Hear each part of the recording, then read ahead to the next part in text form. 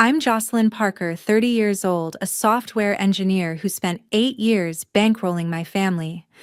I paid my dad's medical bills, my sister's rent, my mom's expenses, believing it held us together.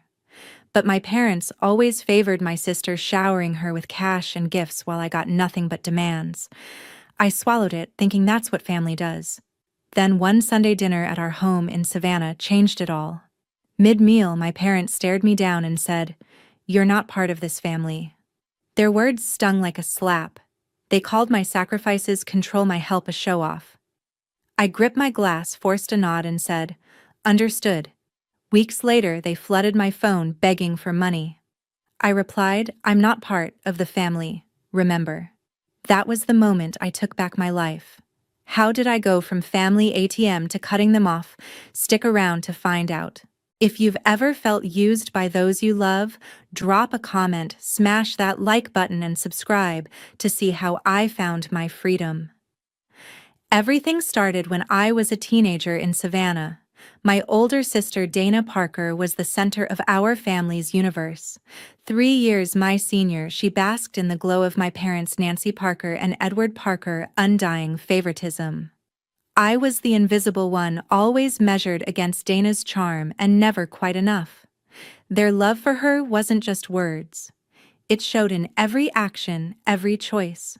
Mom would slip Dana cash for new outfits, dresses, jackets, whatever caught her eye.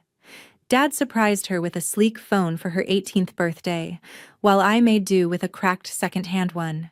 Dana's birthdays were events, parties with balloons, gift cards, even a used car when she turned 20. Mine a card, sometimes nothing at all. "You're the responsible one," Jocelyn, Mom would say, brushing off my disappointment. Dana reveled in it, tossing her hair and boasting about how Mom and Dad adored her. I bit my tongue, hiding the sting, hoping one day they'd notice me. I poured my energy into school. Late nights with textbooks, grinding through math and science, became my refuge. My hard work paid off with a full scholarship to Georgia Tech. Dana didn't care, too busy flaunting her latest gifts. Mom and Dad skipped my high school graduation, saying they were tied up with Dana's job applications. I stood on that stage alone, gripping my diploma, vowing to rise above their neglect. At 22, I graduated with a software engineering degree and landed a job in Savannah. The pay was solid, but my family's needs quickly ate into it. Dad's heart condition meant endless medical bills, so I covered them. Mom needed help with groceries and utilities, and I sent money every month. Dana, scraping by at a boutique job, couldn't pay her apartment rent, so I took that on too. I told myself it was what families do, even if it drained me. The favoritism never let up. Mom called Dana our pride, gushing over her smallest gestures like buying a single bag of groceries. Dad would hand Dana cash for extras, which she spent on shoes or nights out. I got no thanks, just more demands. One Christmas, they gave Dana a sparkling necklace. My gift, a plain mug. I smiled through it, but my chest ached. Dana would call crowing about Mom's praise or Dad's handouts.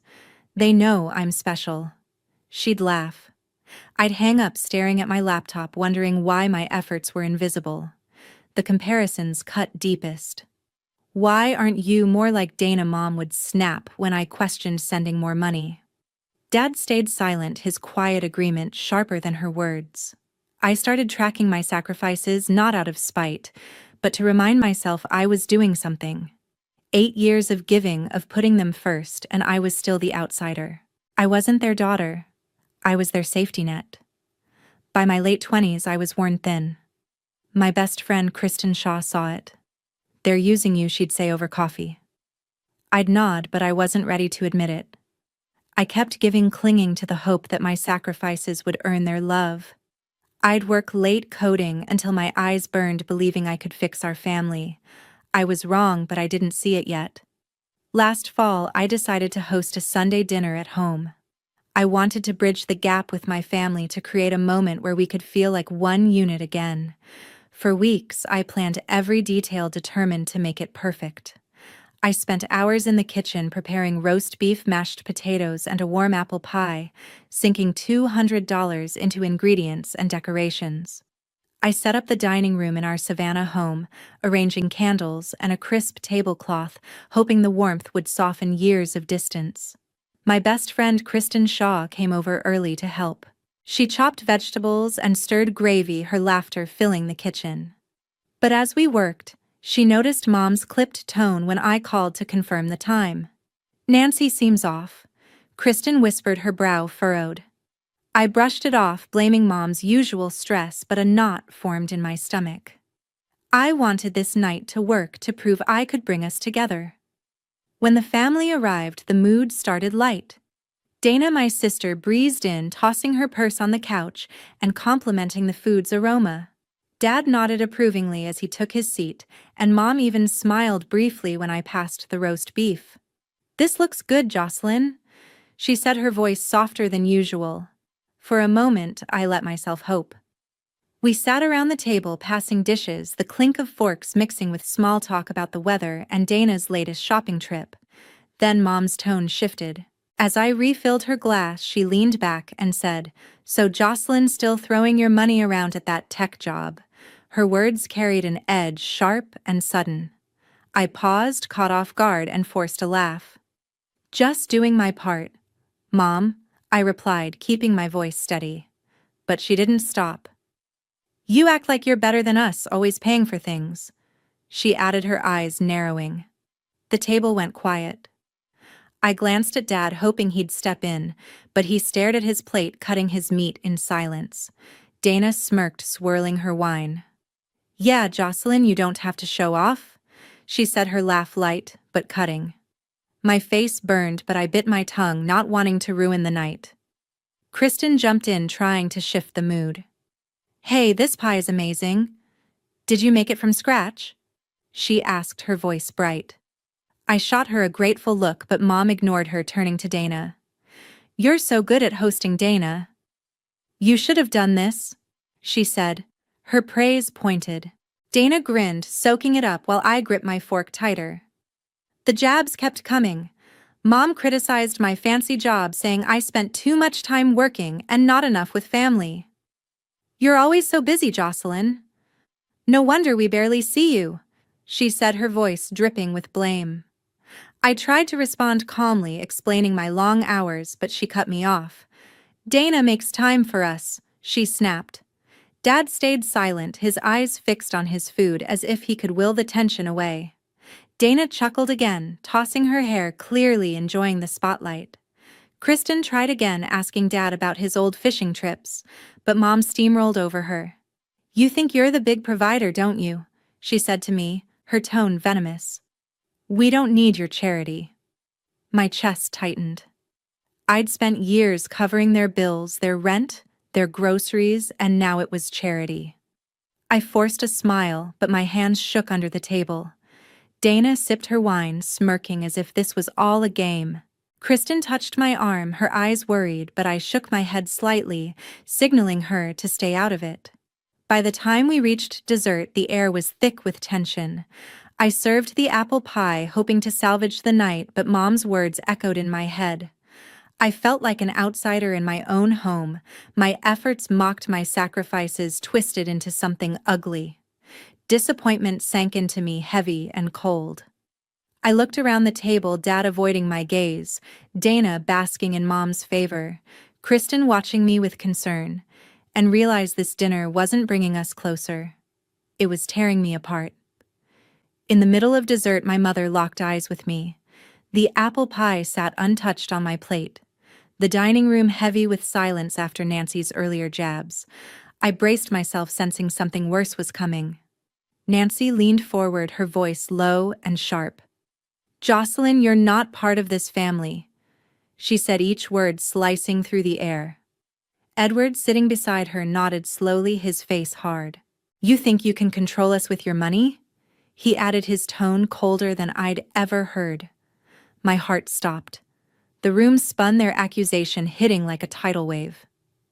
I stared at Nancy, then Edward, waiting for a sign. They didn't mean it. None came. My chest ached, years of sacrifices, medical bills, rent, groceries flashing through my mind. I'd poured everything into them, and this was their truth. Dana smirked, leaning back in her chair as if she'd known this was coming. Kristen's hand froze on her fork, her eyes wide with shock. I wanted to scream to demand why, but my throat tightened. Instead, I set my fork down, my hand steady despite the storm inside. Understood, I said, my voice calm, almost cold. Nancy blinked, caught off guard, but said nothing. The weight of their words sank in. They didn't see me as family, just a wallet, a tool to keep their lives afloat. I'd spent $200 on this dinner, every cent from my own pocket, hoping to mend us. Now it felt like a cruel joke. I pushed my chair back, the scrape against the floor deafening in the silence. I'm done, I said, looking at Nancy, then Edward. I'm done paying for everything. Dana's smirk faded, her wine glass pausing midair. Edward's jaw tightened, but he stayed silent, his eyes avoiding mine. Nancy's face hardened, but she didn't respond. I stood, my legs shaky but my resolve firm. I'd given them years, emptied my savings, and carried their burdens, all for this moment of betrayal. No more medical bills, no more rent, no more bailing them out. I'd paid for this dinner $200 for food and decorations, and I wouldn't ask for a dime back. It was my final act as their daughter. Kristen stood too, her hand brushing my arm. Jocelyn, let's go. She whispered, her voice soft but urgent. I nodded, unable to look at my family any longer. As I walked toward the door, Kristen followed, her presence a quiet anchor. I grabbed my coat, my hands trembling, not from anger but from the raw hurt tearing through me. I'd spent my 20s trying to earn their love, believing my sacrifices would make me enough. Now I saw the truth, they'd never valued me. I stepped outside, the cool Savannah air hitting my face.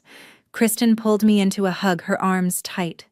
You don't deserve this, she said, her voice fierce. I nodded, tears burning my eyes, but I refused to let them fall. Behind us, the dining room was still. Nancy, Edward, and Dana sat frozen at the table, their plates half-eaten, the pie growing cold. They didn't call after me, didn't move to stop me. The silence was louder than their words, confirming what I'd always feared: I was never truly theirs. I closed the door behind me, the click final like a lock snapping shut. Kristen squeezed my hand and we walked to her car. I didn't look back. In that moment, I wasn't just leaving the house. I was leaving behind years of trying to prove my worth. I'd been their daughter, their provider, their safety net, but never their family. The hurt was sharp, but beneath it, a spark of clarity grew. I didn't need their approval anymore. I'd find my own way, free from their expectations.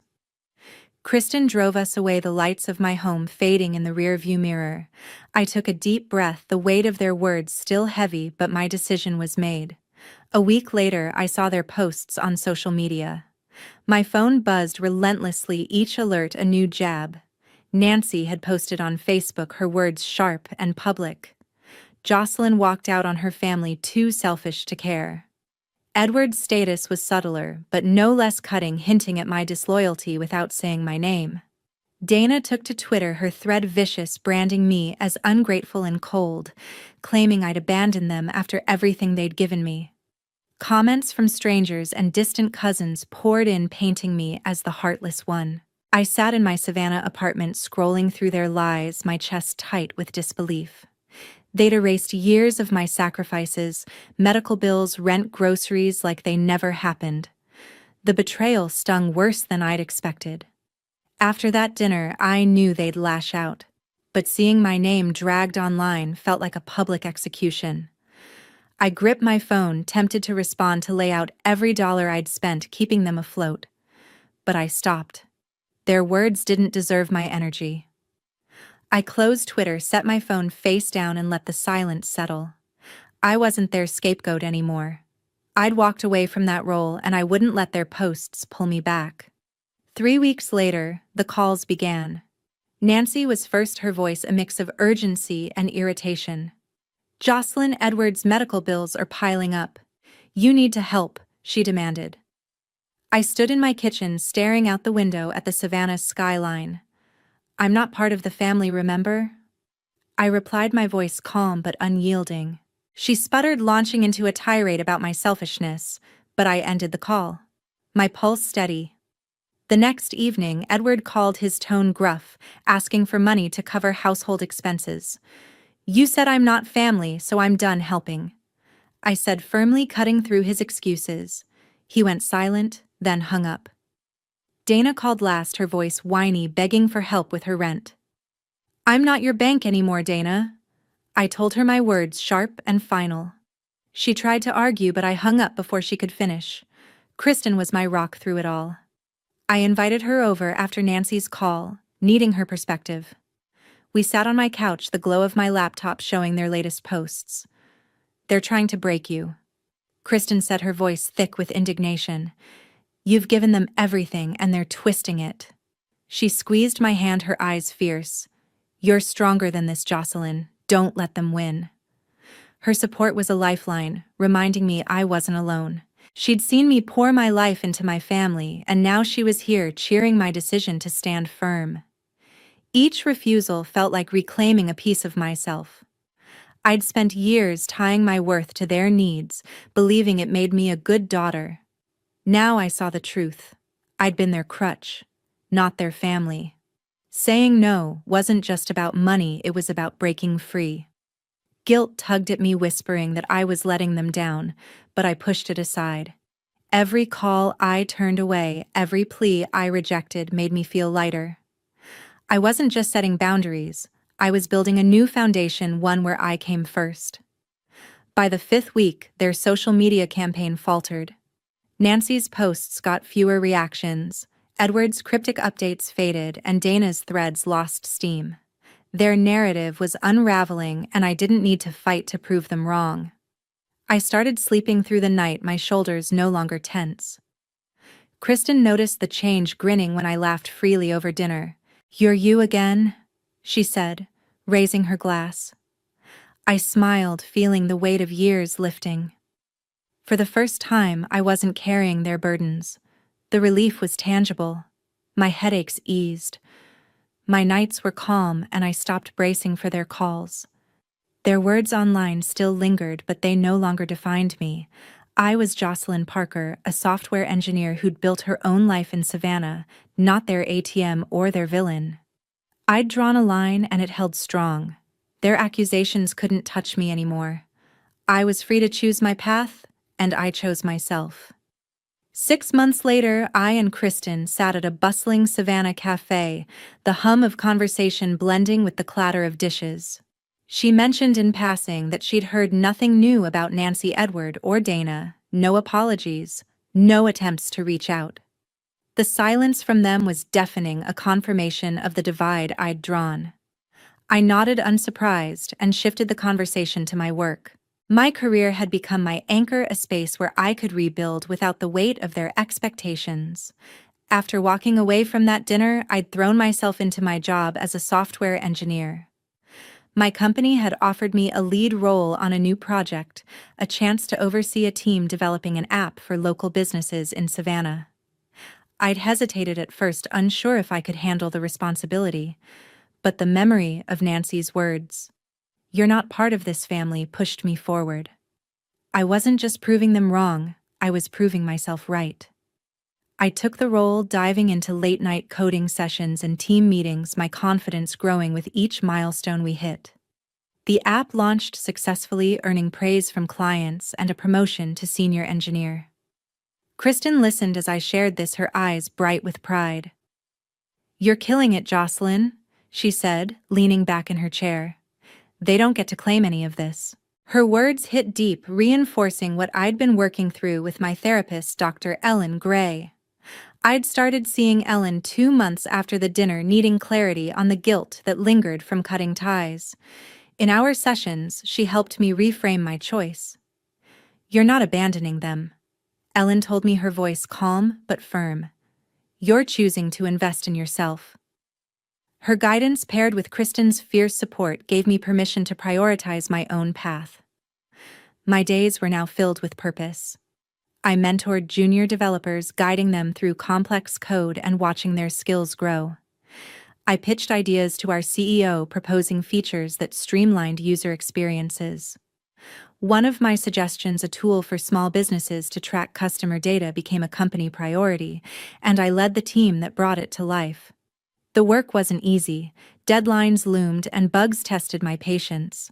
But every challenge felt like a chance to grow, not a burden to carry. I was no longer the daughter who paid for everything but a leader building something meaningful. The absence of Nancy, Edward, and Dana was stark. No calls came, no messages to mend what they'd broken.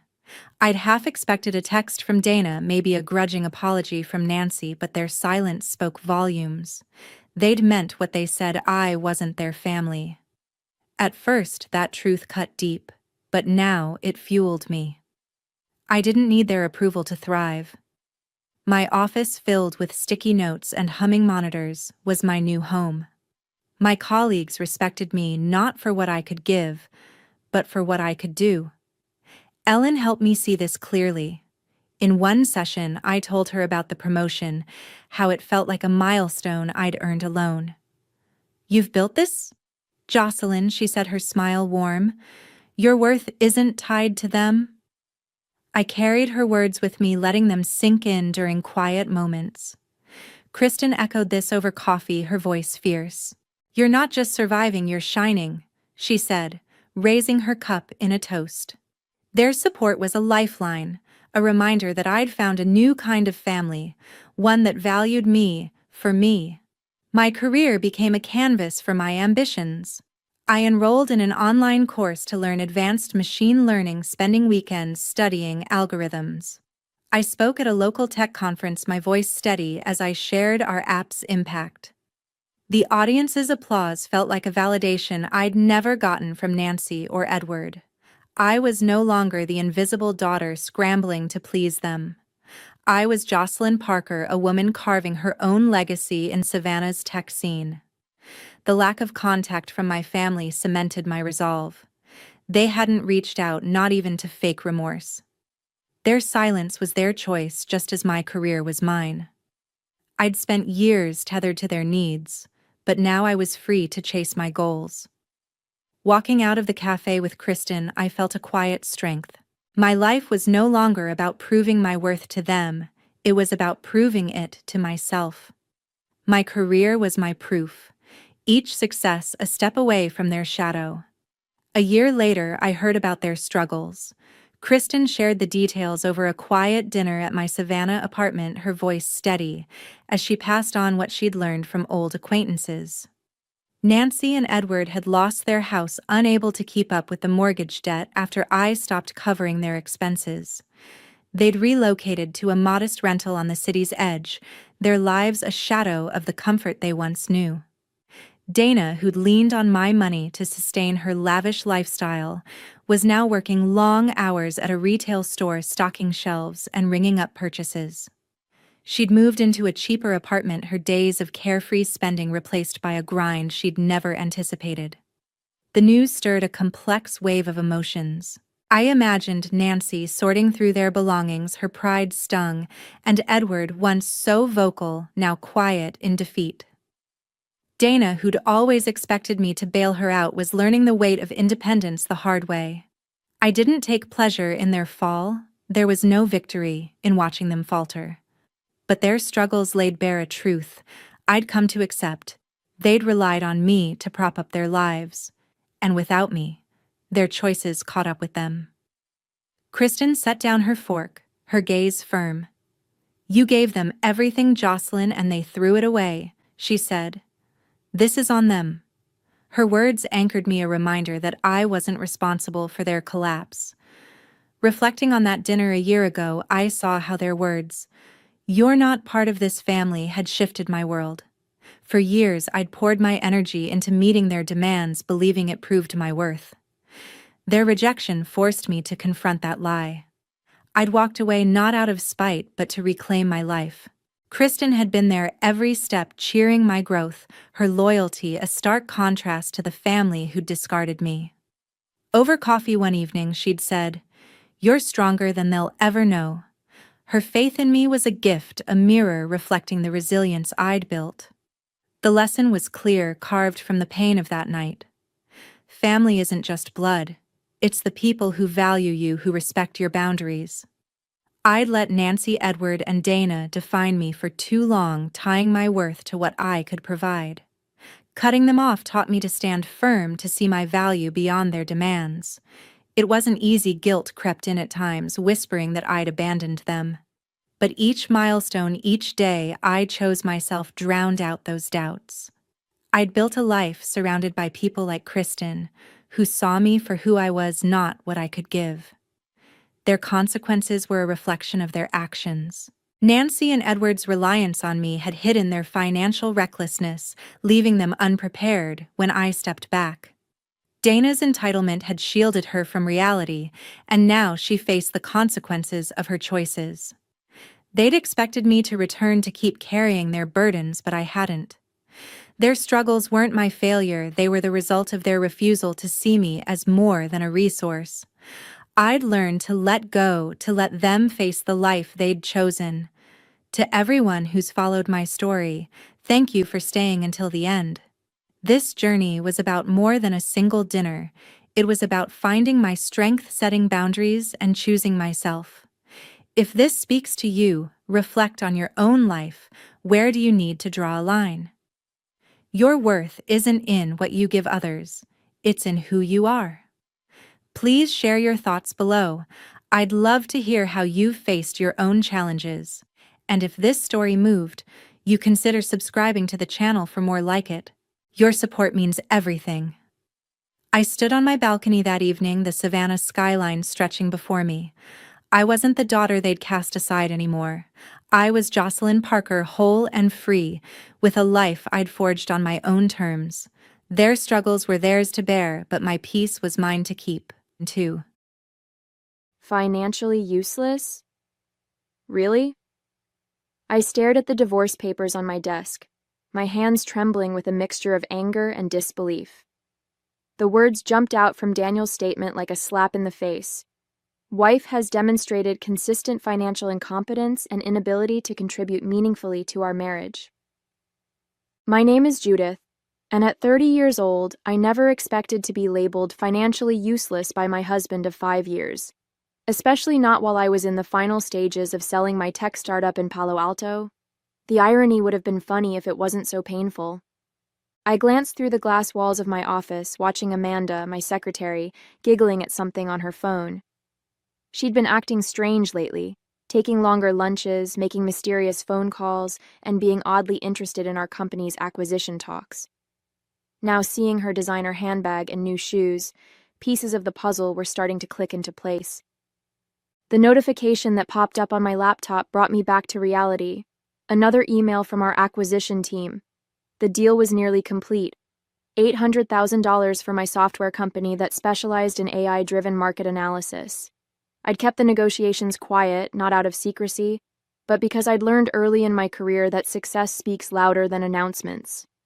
Daniel, with his real estate background, had always dismissed my work as playing with computers. He never understood what I was building, and honestly, he never tried to. Your little project, he called it, even as we gained clients and recognition in the tech industry. Judith? Amanda's voice interrupted my thoughts as she poked her head into my office. Daniel called. He said he'll be sending someone to pick up his things this weekend. Thank you, Amanda, I replied, keeping my voice neutral. I noticed her subtle smirk as she turned away, her new diamond bracelet catching the sunlight, the same style Daniel's mother had given me for our first anniversary. I turned back to my laptop, opening the secure folder containing all our company's documentation. First thing tomorrow, I would revoke Amanda's access to our systems, standard protocol for an employee giving notice, which I was certain would come any day now. The final divorce papers needed my signature. Daniel wanted a quick, clean break, citing irreconcilable differences and my supposed financial ineptitude. Little did he know that while he was planning his exit, I was closing the biggest deal of my career. I reached for my pen, a strange sense of calm washing over me. Sometimes the best response isn't a response at all. It's simply letting people reveal who they truly are. 3 days later, I sat across from my attorneys in their sleek downtown Palo Alto office, finalizing both the divorce and acquisition paperwork.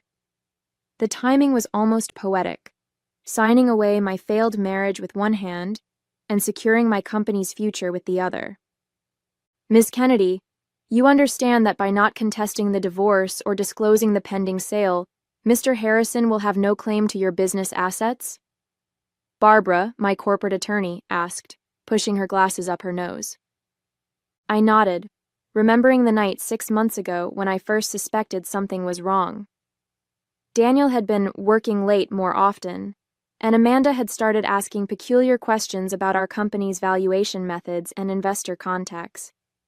I'd hired a private investigator then, not out of jealousy, but to protect my intellectual property. The photos they provided of Daniel and Amanda's private lunches were almost secondary to my concerns about potential corporate espionage. I understand perfectly, I replied, signing another document. Daniel made his choice believing I was... I paused, quoting his words with a slight smile. Financially useless. I see no reason to correct his assumption. The corporate acquisition team had been explicit. Absolute confidentiality until the deal closed. Even our employees didn't know yet, though they'd be pleasantly surprised by the retention bonuses I'd negotiated for them. Well, most of them would be. My phone buzzed with a text from my VP of engineering. Amanda just submitted her resignation, effective immediately. Says she's pursuing an exciting new opportunity. Right on schedule, I murmured, earning a curious look from Barbara. Should we be concerned? She asked. I shook my head. No, just the expected departure of someone who thinks they've found a better opportunity. I didn't mention that I'd already transferred all her access to a monitored account that would track any attempts to access sensitive information. In tech, you learn to prepare for exits before they happen. Later that afternoon, I overheard 2 developers discussing how Amanda had been bragging about her brilliant investment opportunity, something about exclusive real estate deals that would double investors' money within months. I recognized the gleam of avarice that had probably attracted Daniel. They were perfect for each other in that way, both so eager to get rich quickly that they couldn't see the value of building something real. I turned back to my computer, pulling up the final acquisition checklist. Let them chase their dreams of easy money. I had a company to sell and a future to build. The acquisition deal closed on a Thursday afternoon. As I stood in our office kitchen, watching my team celebrate with champagne and watching their faces light up as I announced their retention bonuses, I felt a profound sense of accomplishment. Not just for the sale, but for building something real, something valuable. To Judith, called out Michael, our lead developer, raising his glass. The best boss who never once mentioned she was secretly a genius millionaire. The room erupted in laughter and applause. I smiled, thinking about how different this was from Daniel's dream of quick riches. He'd always talked about hitting it big, with some clever scheme or insider tip, never understanding that true success usually came from years of careful work. My phone buzzed with a message from Barbara. Divorce finalized. Harrison didn't contest any terms. Congratulations. You're officially single and significantly wealthier. I was about to respond when Tyler from accounting hurried over, his face flushed with excitement that had nothing to do with champagne. Judith, you won't believe what I just heard, he whispered. My friend at First Bay Bank says Daniel just took out a massive loan against his real estate holdings. He's liquidating everything to invest in some exclusive opportunity. Tyler made air quotes with his fingers. Apparently, Amanda convinced him she had inside knowledge about our company's proprietary trading algorithms. I kept my expression neutral, even as I processed this information. Amanda had never had access to our actual AI technology. What she'd seen was just the user interface we showed to clients. But of course, she wouldn't tell Daniel that. That's interesting, I replied calmly, taking a sip of champagne. I'm sure they know what they're doing. Later that evening, as I packed up my office, I found an old photo of Daniel and me at a company Christmas party. He was looking at his phone as usual, while I was discussing a new project with our developers. It seemed fitting now, He had never really been present in my world, always looking for something better, something faster. I dropped the photo in the recycling bin and picked up my laptop. Tomorrow, we'd begin the integration process with our acquiring company. I had a 3-year contract to continue leading my team, developing our technology further with the resources of a major tech firm behind us. As I walked to my car, I saw a text from my old private investigator. Thought you'd want to know. AM just bought one-way tickets to the Cayman Islands. Solo traveler. I didn't respond. Instead, I turned off my phone and drove home to my new condo in the hills, where I had a glass of wine on the balcony, watching the sunset over Silicon Valley. Sometimes success isn't about getting even. It's about moving forward and letting others face the consequences of their own choices. 2 months after the acquisition, I was deep in meetings about expanding our AI platform when the first signs of Daniel and Amanda's downfall began to surface. I was reviewing integration plans with our new parent company when Lisa, my former assistant from accounting, called. "Have you seen the news?" she asked without preamble. "Daniel's real estate office just announced their closing. There's a crowd of angry investors outside their building." I pulled up the local business news on my laptop. Sure enough, there was Daniel's office, with a group of people holding signs about fraud and demanding their money back. I recognized several faces, other real estate agents who had worked with him over the years. Apparently, they all invested in some kind of exclusive investment fund, Lisa continued. Something about proprietary trading algorithms and guaranteed returns. Sound familiar? I muted my phone and took a deep breath. Of course, Amanda had used her position as my secretary to add credibility to her scheme. She had probably convinced them that working for a tech startup gave her inside knowledge of revolutionary trading software. "Thanks for letting me know," I said finally. "But I'm actually heading into a meeting about our expansion into Asian markets." After hanging up, I turned my attention back to my actual work. Our AI technology was proving even more valuable than anticipated, and we were already exceeding our first quarter projections. I had a responsibility to my team and our investors to stay focused on real opportunities, not drama from my past. But the situation with Daniel and Amanda was impossible to ignore entirely. Over the next few days, more details emerged. They had convinced not just Daniel's colleagues, but also several of his wealthy clients to invest in their exclusive fund.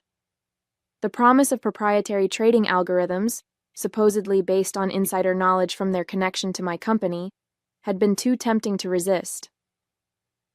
"Mrs. Harrison?" A voice interrupted my thoughts. I looked up to see a detective standing in my office doorway. "It's Ms. Kennedy now," I corrected him. "How can I help you?" "We're investigating a potential investment fraud involving Amanda Martinez and Daniel Harrison. We understand Ms. Martinez was employed here?" I nodded, pulling up Amanda's employment file on my computer. She was my secretary for 2 years. Her access was limited to basic administrative functions. She had no involvement with our proprietary technology. The detective took notes as I outlined Amanda's role and responsibilities. "And when did she resign?" "About 2 months ago, right before my divorce was finalized." I handed him a copy of her resignation letter. Everything was documented through HR. "Are you aware that she and Mr. Harrison have disappeared with approximately $3.2 million in investor funds?" I kept my expression neutral. "No, but I'm not surprised. Amanda was very interested in our company's acquisition talks, though she never had access to any sensitive information. I assume she used that perceived connection to add credibility to whatever scheme they were running." The detective looked at me curiously. "You seem very calm about this." I gestured to the busy office beyond my glass walls, where my team was working on actual innovations. "I'm running a legitimate technology company that just sold for $800,000 and is now expanding globally. I don't have time to worry about people who chose to believe in get-rich-quick schemes." The next few weeks brought a cascade of revelations. During my morning coffee run at my favorite Palo Alto cafe, I overheard 2 of Daniel's former colleagues discussing their losses. "He took everything. My retirement savings, my kids' college fund," one man said, his voice breaking. Amanda showed us all these fake trading reports, said we were making 40% returns monthly. How could we have been so stupid? His companion replied. Just because she worked at a tech company, we thought. I quietly paid for my coffee and left. Back at the office, I had more important matters to focus on. Our AI platform was expanding faster than projected, and I was interviewing potential leads for our new Singapore office. Real success, built on real innovation. That afternoon, Barbara called with an update. The FBI is involved now, she said. Apparently, Amanda and Daniel set up shell companies in 7 different states. They're estimating total losses around $5 million. Any sign of them? I asked, more out of curiosity than concern. The Cayman Islands account was emptied 2 days after they arrived. They were last seen boarding a yacht, but surveillance lost track of them after that. Barbara paused. The investigators want to know if you'd be willing to make a statement about Amanda's role at your company. I considered this. Send them our HR records and my previous statement. Amanda was a secretary who had no access to our technology. Anything she claimed otherwise was fraud, plain and simple. They also found some interesting emails, Barbara added. Apparently, Daniel was bragging to investors about how he was leaving his financially useless wife just before hitting it big with this investment scheme. The timing is ironic. I smiled slightly, remembering his words in the divorce papers. Karma often has better timing than we do, Barbara. Now, I need to prep for my board presentation. We're looking at expanding into medical AI applications. Later that day, I walked through our office, watching my team at work. The acquisition had allowed us to hire more developers, and our technology was evolving in ways I'd only dreamed of before. On one screen, I saw our AI analyzing cancer treatment outcomes. On another, it was predicting climate change patterns. My phone buzzed with a news alert. Local real estate mogul and former tech employee wanted in multi-million-dollar investment scam. The article included photos of Daniel and Amanda looking polished and professional, promising incredible returns based on proprietary AI trading algorithms. Michael, my lead developer, glanced at my phone. Hard to believe they thought they could fake our technology, he said. We've spent years developing these algorithms. People believe what they want to believe, I replied, setting my phone aside, especially when they're looking for easy money. Speaking of money, Michael grinned, the medical AI prototype just passed its first round of testing. The venture capital firms are already calling. I smiled, turning my attention to the future rather than the past. While Daniel and Amanda had been selling lies, we'd been building something real. Technology that could actually change lives. Let's focus on that, I said. We have a lot of work to do. 6 months into our acquisition integration, I was presenting our medical AI breakthroughs at a major tech conference in San Francisco when the story finally broke wide open.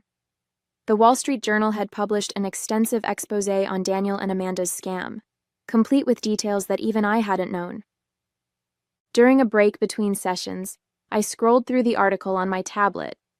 They had apparently started planning their scheme the moment our acquisition talks began. Amanda had used her position as my secretary to create fake documentation, combining snippets of our actual AI technology with completely fabricated trading results. Ms. Kennedy? A reporter from Tech Weekly approached me as I left the stage. Any comment on the Harrison-Martinez investment scandal? Given your connection, my connection is limited to running the legitimate technology company they tried to imitate, I interrupted politely but firmly. Our AI platforms are helping hospitals predict patient outcomes and assisting climate scientists. That's what I'm here to discuss. Back in my hotel room, I received an email from the FBI's Financial Crimes Unit. They'd found evidence that Daniel had tried to access my company's servers multiple times after I'd revoked Amanda's credentials, attempting to steal actual trading algorithms to cover their tracks. Your security measures prevented any breach, the agent wrote, but we'd like your team's help tracking their digital footprint through various cryptocurrency exchanges. I forwarded the request to our security team. We'd help law enforcement, of course, but I had more pressing matters to handle. Our medical AI had just received fast-track approval for hospital trials, and several major healthcare providers were eager to partner with us. My phone lit up with a text from Barbara. Thought you should know. They found Daniel. Airport security in Buenos Aires picked him up trying to use a fake passport. No sign of Amanda or the money. I was in the middle of replying when my VP of operations knocked on my door. Sorry to interrupt, but the Singapore team just made a breakthrough with the climate modeling algorithm. They're ready to demo whenever you are. Set up the call, I said, putting my phone away. The past could wait, the future couldn't. The next morning's headlines told the rest of the story. Amanda had apparently disappeared with nearly all the money, leaving Daniel to face the consequences alone.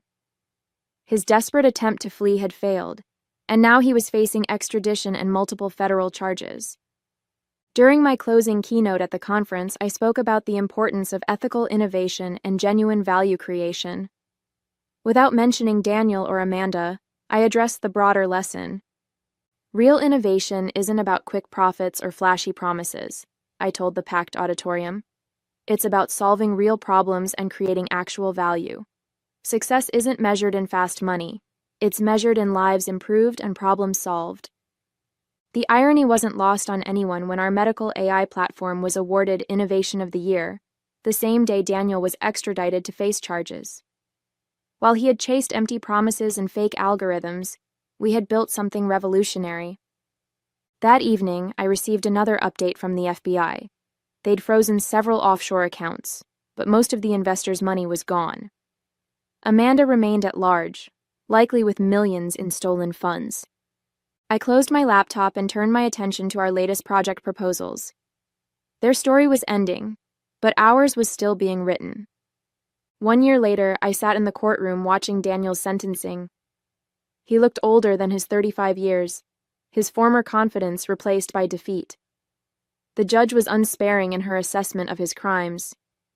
Mr. Harrison, you have pled guilty to multiple counts of wire fraud, investment fraud, and conspiracy, she declared. Your willing participation in this scheme has destroyed lives and retirement savings. The court sentences you to 12 years in federal prison. I didn't stay to watch him being led away. I had a board meeting to attend, where we'd be discussing the rollout of our medical AI system to 50 more hospitals. Our technology had already helped improve patient outcomes by 40%, and the climate modeling division was making remarkable progress in predicting extreme weather patterns. The media had dubbed our story The Tale of Two Paths, contrasting my legitimate success with Daniel and Amanda's fraud. While they had sold lies and stolen dreams, we had built something that was actually changing the world.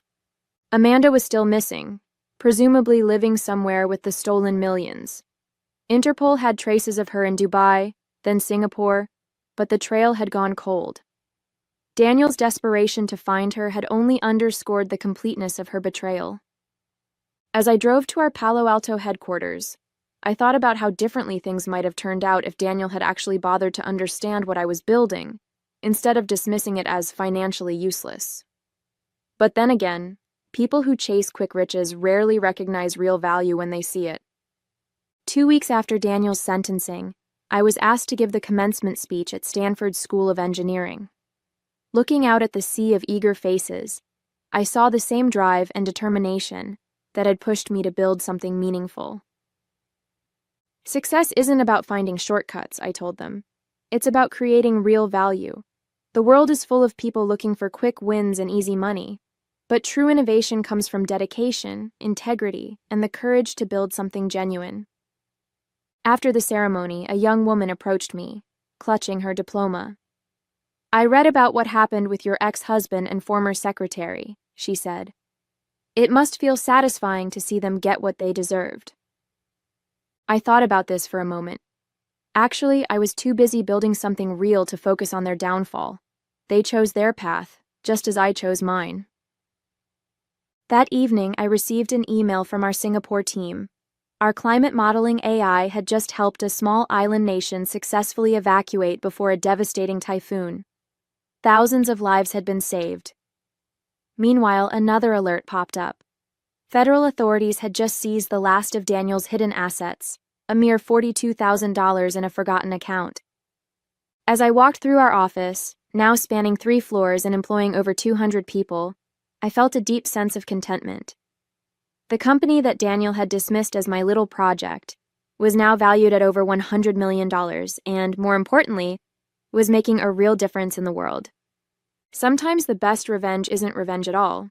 It's the simple satisfaction of building something meaningful while others chase shadows.